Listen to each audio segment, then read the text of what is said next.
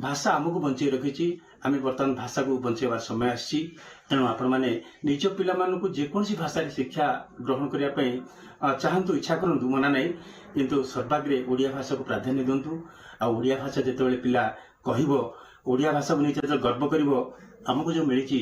ओडिया भाषा को एक शास्त्रीय भाषार मान्यता तेरा सफल हो पार तेणु ये मोर गोटे दीर्घ कवितार दुपद कहबी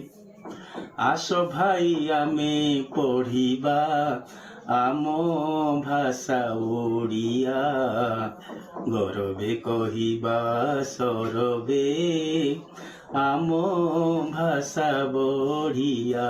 आज उत्कल दिवस आमको आमर दायित्व को स्मरण कराए आमे आमर भाषा और संस्कृति को रक्षा करने सहित यह को आग को बढ़ाइबा उचित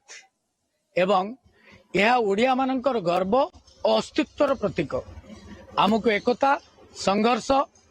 सूत्र रे यह बांधी रखी थाए। आज आमे समस्ते यही दिनटी को सम्मान और गर्वर सह पालन करने उचित। जो ओडिया नृत्य ओडिया संगीत ओडिया कला ओडिया संस्कृति जहाँकि आज ओडिशा को रुद्धिमंत करुछि ओडिशा पक्ष अवसर रे मु आशा करी आउरी आमर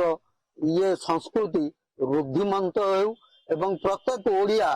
निजको ओडिया भाव गर्व अनुभव करने को समस्त मु आह्वान